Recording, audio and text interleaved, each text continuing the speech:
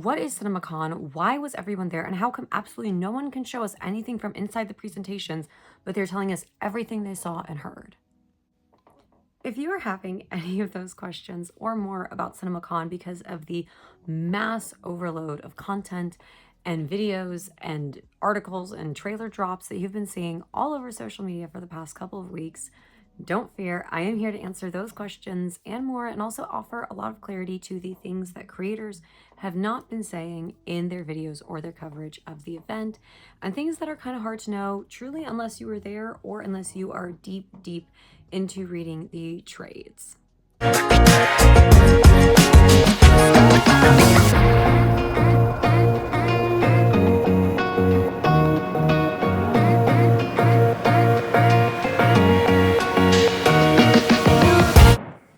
Hi, my name is Noel Cope. I am a screenwriter, producer, actress, writer, poet, filmmaker living in Los Angeles. And this year I had the honor of attending Cinemacon with a press pass, which meant that I got the press experience at the convention for the first time ever.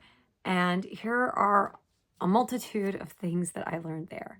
First and foremost, what is Cinemacon? I actually didn't fully know myself going in. The only thing that I kind of knew about it was everything I had seen and learned from Seth Rogen's show, The Studio, which honestly ended up being incredibly accurate to a lot of the experience, especially kind of the business side of it and the amount of pressure that studios are under going into this. And no, before you ask, I did not find an old school Hollywood buffet, but they were there. I know for a fact. I think the press pass is intimidating, so maybe next year it'll be different.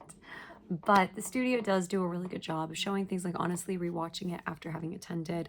The only thing that was off for me and kind of weird to watch was the fact that the locations in the show and the actual locations where we attended were a little bit different as far as Caesar Palace goes, but also a lot of locations were like exactly the same. And so it was really perfect and is a great shorthand for actually communicating with people who did not attend what it was like. But the overview of what CinemaCon is and its function in the industry, and why I, as a filmmaker, have become actually really invested in this convention, is that the whole thing with CinemaCon is an opportunity for studios to have these big presentations and get FaceTimes or meetings with exhibitors. Exhibitors are theater owners, theater chains, and basically the way to get actual people's butts in seats to see films during their theatrical distribution. So that means that with something like CinemaCon, you are not going to be seeing a Netflix, because Netflix doesn't honor the theatrical window. What is the theatrical window? The theatrical window, to the best of my current understanding, because the dates of theatrical windows have shortened and expanded over the past several decades, and specifically the past several years with things like COVID. But the traditional theatrical window, it seems to be, is around 32 days or more. There used to be older theatrical runs that sat somewhere close to around 60 days, to quote Steven Spielberg. But at one point, based off of Steven Spielberg's speech that he gave, which I will get to later in this video, he cited a 120-day theatrical run, though I think that the 120-day theatrical run was probably like way, way back before it was super common or accessible for people to watch videos at home. So obviously pre-Blu-ray DVDs and well before streaming. But to get back to the point, is it's for theatrical distribution. So you're going to see a lot of the bigger studios, especially the studios that have a lot more wealth. I'm looking at you, Warner Brothers, who had an extraordinarily expensive presentation. But basically what it is they show their wares. They announce their new products being films. They'll give you an overview for honestly the next 2 to 3 years of what they've got in the pipeline, show you what they have, kind of the things that are going to be the most competitive release dates, meaning things that they're expecting to be going up against really big things. Really prime example of that this year was the big contention between Dune and Doomsday, which are fighting for the same December date. And so they're fighting for the premium premiere seating at all of these venues, because it's very rare that you have two blockbusters that are within kind of a similar audience pool. In this case, they're predominantly, which is interesting, predominantly thinking that their main audiences are males, like, I don't know, 18 to 25. Maybe for Marvel, and then for Dune, honestly, it feels like everybody is into Dune from 17 to like 70. So, you know, it makes sense with Dune, even though it doesn't perhaps have the same box office as some of the larger Marvel films. The hype for this third Dune just seems to be getting more and more intense, which is where the presentation between Disney and Warner Brothers were very fascinating, because everybody was on pins and needles to see who's going to give what date and where theaters were going to side post presentation as far as all of this. So this is kind of, again, an overview of the way that CinemaCon interacts with the industry. They are trying to get confirmation locks on distribution for their films. This was fascinating for me as a filmmaker to see, because I'm not used to seeing the studios in the position of trying to wink, wink, nudge, nudge deals. As filmmakers, we're taught that, like, studio is God. You know, the director is king, studio is God. They're the ones that have all the power, all the control, which means that it's a piece of cake for them once they have a film. Obviously, we see films fail at the box office all the time. So once you're there, you kind of go, wait, this makes more sense. They're kind of duping us as filmmakers into thinking that they're all powerful, when actually they also have to make deals and, like, win people over and prove their value. And the people that they have to prove their value to is exhibitors, which is where all of this became incredibly interesting, because there's a multitude of different types of exhibitors there. There are people from AMC, like a lot of executives, a lot of key programmers from AMC, regional managers, you name it, could have been there. There were also people from Regal, Cinemark, all of these bigger theater going experiences, but then there were also a lot of individual single owned film theaters from across America. I spoke to multiple people who own the old historic mom and pop theater that has been in their hometown for probably 100 years, 70 years in some places.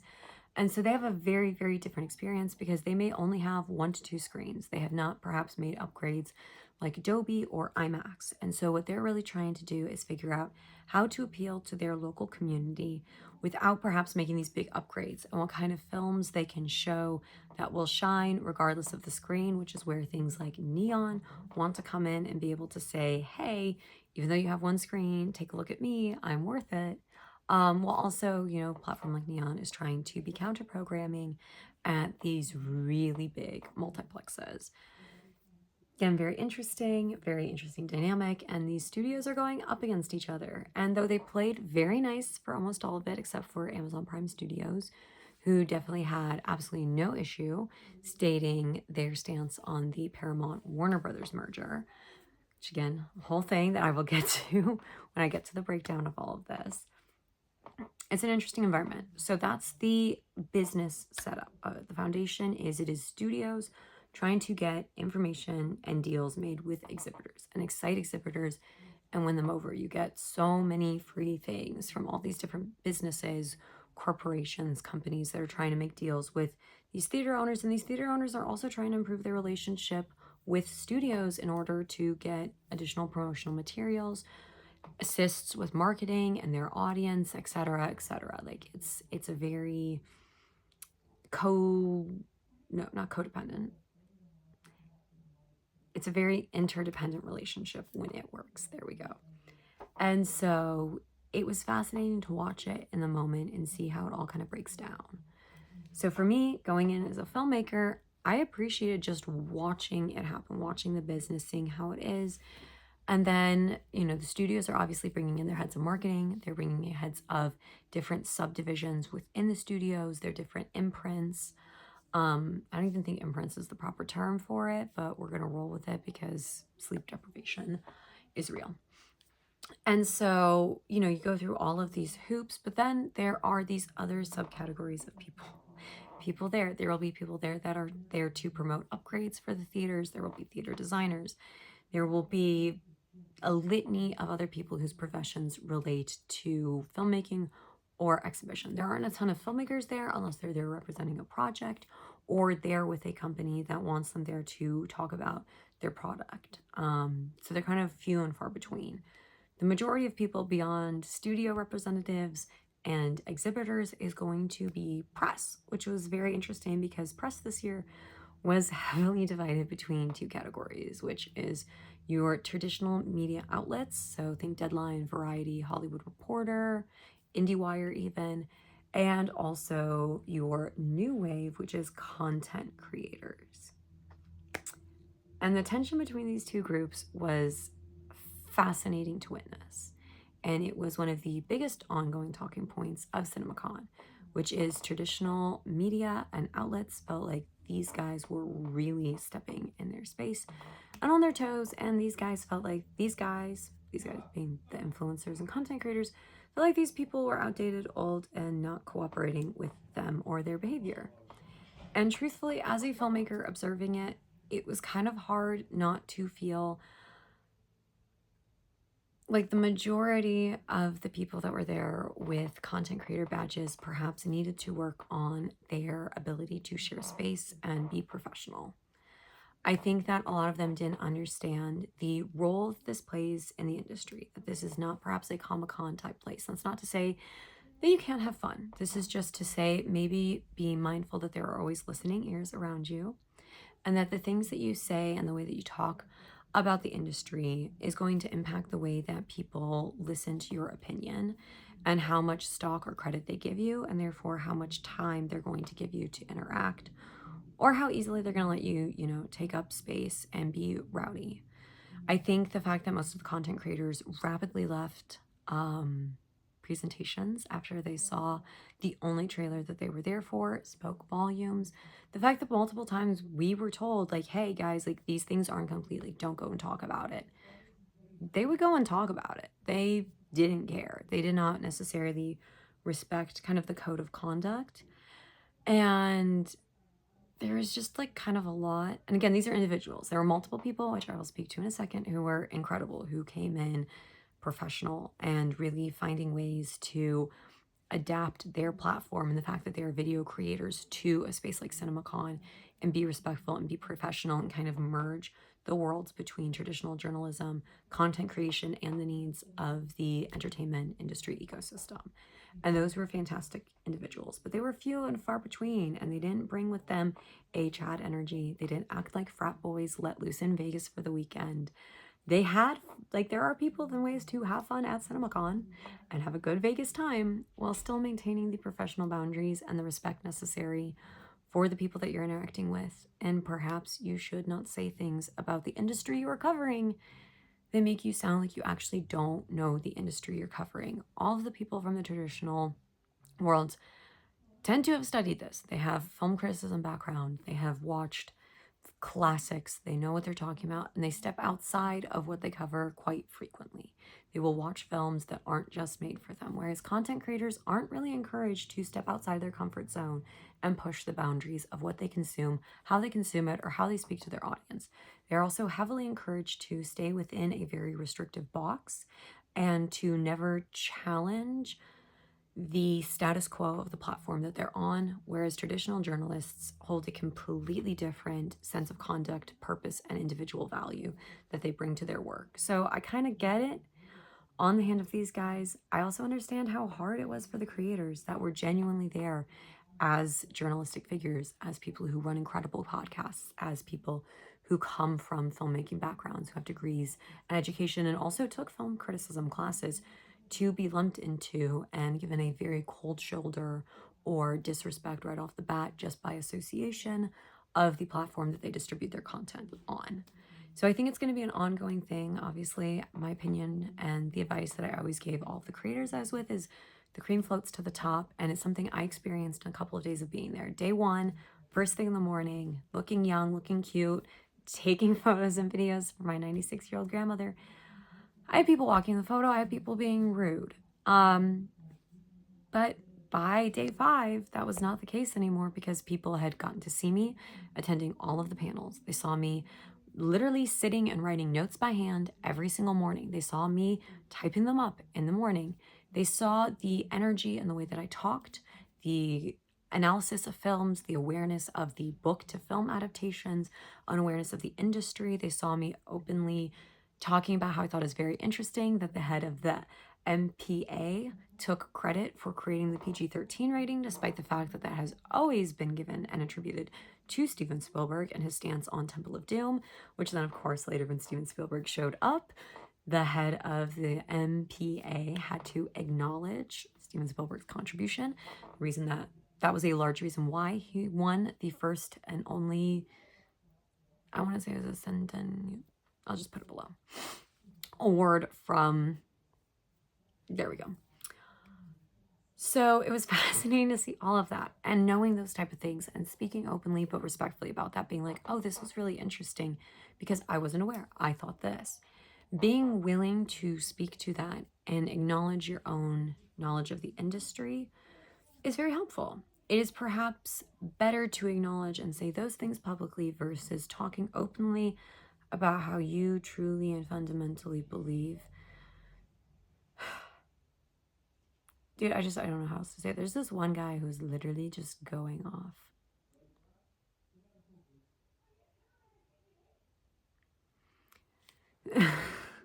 I wanted to go on a long rant about it, but there is a professional code of conduct that we could see creators holding, and a deeper analysis and a challenge to themselves that the best of the best in the world of content creation actually do.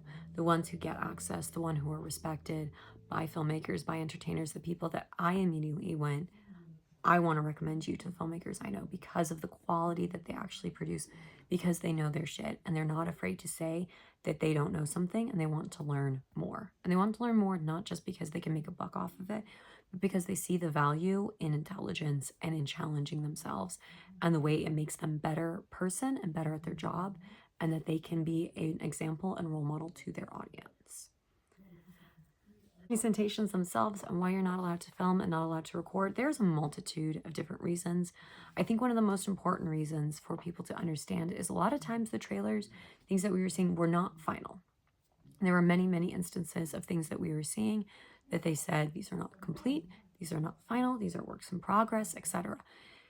When you're in a room full of people who are used to seeing those type of things regularly, it is easy to consume those and see the difference between what we're looking at and the potential. And as much as I'd like to say that the general public is educated enough on these things to understand that, quite frankly, they're not. And one of the reasons I can say that is because of the amount of, again, content creators who were befuddled by the work in progress nature of many of the things that we were shown and confused to why they were shown to us, the value they held, and how good the final product was going to be if it's not complete now. The lack of awareness over the timelines, things that happen makes it hard and revalidates why these are perfect for exhibitors and very aware members of the press, but are not ready for the general public yet. And so I don't think it's anyone trying to be rude. I don't think it's any studio trying to piss off their audience, trying to create all this trouble like the influencers got to see it, but we don't. No, it's genuinely that some things are not ready yet.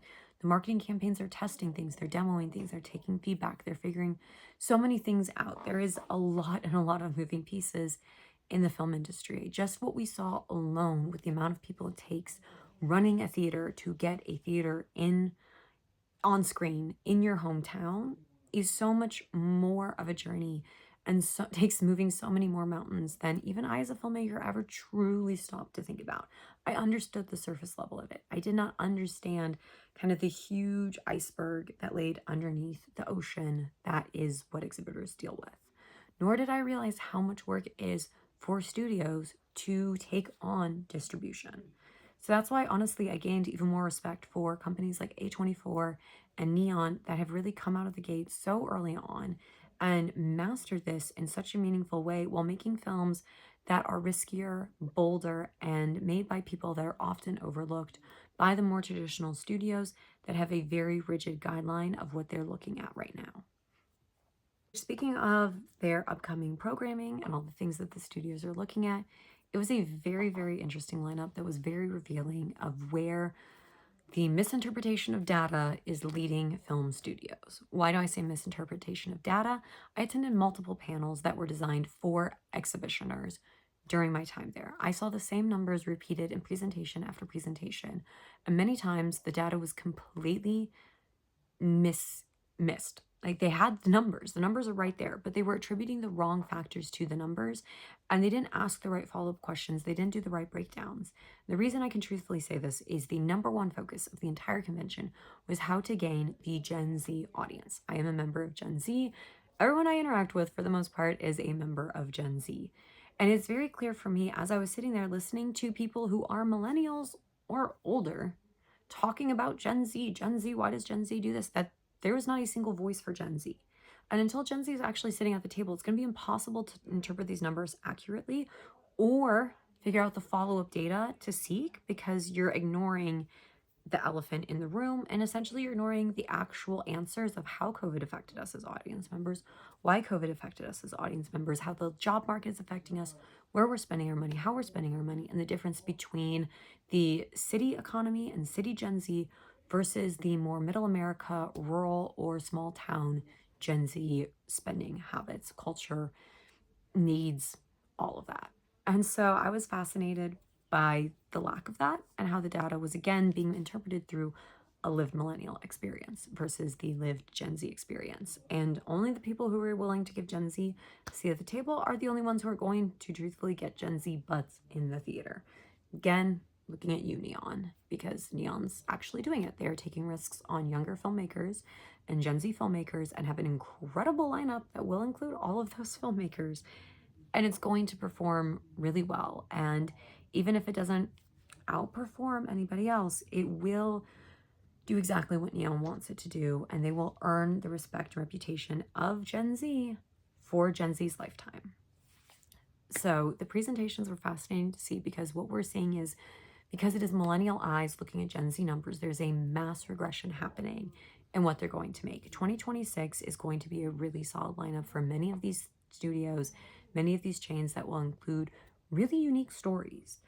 But as we look to 2027 and 2028, there is a mass step back from the majority studios, especially from a studio like Paramount, and honestly, even Warner Brothers is starting to get more safe and less risky. And by that, I mean they're kind of taking back on the old boys mentality, the old boys club of filmmaking, which is disappointing to see, because many of the films that got Warner Brothers the big budget and got them Patton Oswalt to do their presentation will be sidelined. I think, truthfully, the studio I saw kind of taking the most risks in many regards was actually Amazon Prime. Amazon Prime was really, really showing that they are offering selections and choices in films for theatrical distribution that nobody else is giving the time of day, especially with films like their new Mahershala Ali film, Your Mother, Your Mother, Your Mother.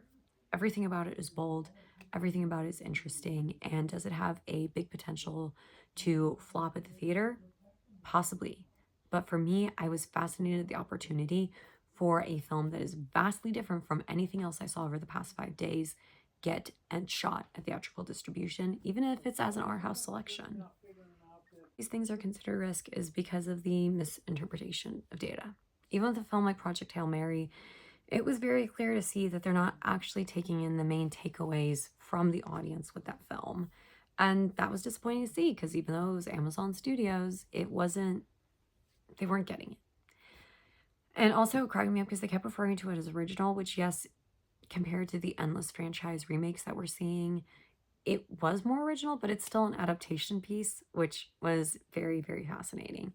And to the adaptation piece, the most fascinating thing was actually seeing the fact that Sony was to the best of my recollection and notes, Sony was the only group to bring out someone who, especially to talk to female audiences and female exhibitioners. And that was Nicole Brown, as the head of TriStar, came out to discuss Clara and the Sun and show us the first look at the trailer for that film, along with talking to us about Nightingale and a personalized for Cinemacon video from the Fanning sisters, talking to us about the film and showing us some first look stills from it. The most interesting thing about this was the fact that there was a couple of male content creators that I spoke to who criticized that, feeling like for them it felt kind of lame that they're already starting off by qualifying both of these incredible projects as female-only films, because they walked away feeling like Clara and the Sun is one of the projects they are most excited to see, and don't feel like just because it's a book adaptation that it is limited to women only. And again, that ongoing conversation of, is reading only for women? Has reading become a women's only activity, hobby, and pursuit? So those were interesting notes and feedback, but I do think the choice that Sony was the only one, in my opinion, that wanted to speak directly to women and remind us that women are movie-going audience members and that there are female film owners and female exhibitioners in the room was a fascinating choice, especially because, again, as we got to things like the Paramount presentation, it became very apparent that the female movie-going audience member was not considered to be profitable to them as a studio. At least again, based on their presentation and the stance that they chose to take with their presentation. And yes, that is even with them ending on Children of Blood and Bone, which is a film helmed by a woman based on a book written by women with two women at the center of the story. I've read the book. I love the book. It is one of my most anticipated films for 2027 already. But I still think the way that Paramount set it up and framed it was not honest about their investment in the female audience or in, honestly, an audience that wants diversity and diverse storytelling. And honestly, I just felt like they did not attempt to truly honor a lot of the Yoruba elements of the story, on not on the grounds that like they want to value in it, but on the grounds of that's no longer their persona and who they're presenting themselves as a studio, which is kind of the other secret hidden thing to CinemaCon. Is this really allowed you to see the personification that each of these studios wanted to take on based off of who they brought on stage, how they brought them on stage, and honestly, the walkout songs that everybody chose. Because some of these people had wild walkout songs, and their reasons and motivations were deep into the weeds on a lot of random things. But truly, CinemaCon, for me as a filmmaker, was such an invigorating experience. I don't know if I would tell a filmmaker to ever pay money to go because it's a different kind of networking. It might not be a networking where you can sit there and get a distribution deal for your film. I don't think that an indie filmmaker going in saying, I made this movie, is going to make that happen. But what you do learn from attending CinemaCon is you see a different side of the industry. And I think you realize that we're kind of all in the same game and we're all trying to make the same thing happen, which is we're all trying to make a film and create momentum behind a movie that gets people to see a film in theaters and appreciate a film in theaters, which is an amazing opportunity and an incredible end goal. And we might all approach it in different ways. We might have different films that we think will appeal and different audiences that we're seeking to get in the theater or feel like they get that theater recognition and that experience. But it was truly fantastic to get to go, and I had the incredible pleasure of learning more about Cinema United, which is the company that puts this on, and got an opportunity to speak personally to Mike O'Leary, who is the president of it, and learn more about his thoughts and what he's doing, and truthfully felt a lot of comfort in the fact that it felt like someone who was interested in feedback and interested in hearing from lots of different people and did not discredit, the conversations or point of views that I was offering along things of maybe we could have a Gen Z member on the panel next year. Maybe we could actually incorporate Gen Z information and analysis onto some of these things moving forward. And I think that, yes, you could sit here and be like, anybody would smile and say, yes, please. Yeah, I've been in Hollywood. Then that doesn't always happen. Like, you can tell when someone's like going, yeah, versus when someone goes, okay, cool. And then they actually follow up with you during the convention. So on the whole, I loved it. There were so many amazing people there. And I have to give a big shout out to all of the incredible women who were so hardworking with the press room and the Instagram account, answering all of our questions and making sure that I felt comfortable and safe everywhere I went. I absolutely loved all of the opportunities that I had. I had such an incredible time getting to meet so many of the executives at so many of the different companies, like getting to know the folks at Lionsgate and getting to have some conversations with folks at Warner Brothers. On the whole, I gained so much. And the biggest thing that I gained was honestly just reminding myself how much I love movies and the fact that as hard as it gets in this industry, and as much as it seems like a crazy, weird business, there are so many people in every single part of this industry that are doing this for the exact same reason I am. We all might wear different hats and do different jobs, being that exhibitioners or content creators or filmmakers or work in marketing or executives or writers or press for, a traditional trade outlet. So many of us share this connective tissue of loving the movies, of having these lists of movies that feel like they are pieces of ourselves that were actualized and put in the physical beyond us. And there were multiple times during the trip that I wanted to cry because it's been so long since I have felt so seen and heard and understood in my love of filmmaking, and not like I am crazy and infantile for it. Like I am not this person who never grew up. Instead, I was in a room full of people who still see the value in it and who still make their living off of loving movies. And that is something I am so, so grateful for. And honestly, aside from all of the fun and the joy and the incredible people that I met, that feeling and the opportunity to feel that feeling again is why I am already excited to go back to Cinemacon and why I was so sad to leave. So hopefully this answered a lot of your burning questions about Cinemacon and my experience and what it's all about, and at least my interpretation of its value. And yes, don't get me wrong, there's so many corporate elements to it and yada yada. You can look at the glass half full or you can look at the glass half empty. And I was really fortunate that I found a lot and a lot and a lot of glass half full moments. And that ultimately made me walk away with a glass half full mentality towards this. But for even more deep dives on this information on things that I didn't get to cover in this video, you can check out my Substack. And yeah, thank you for your time.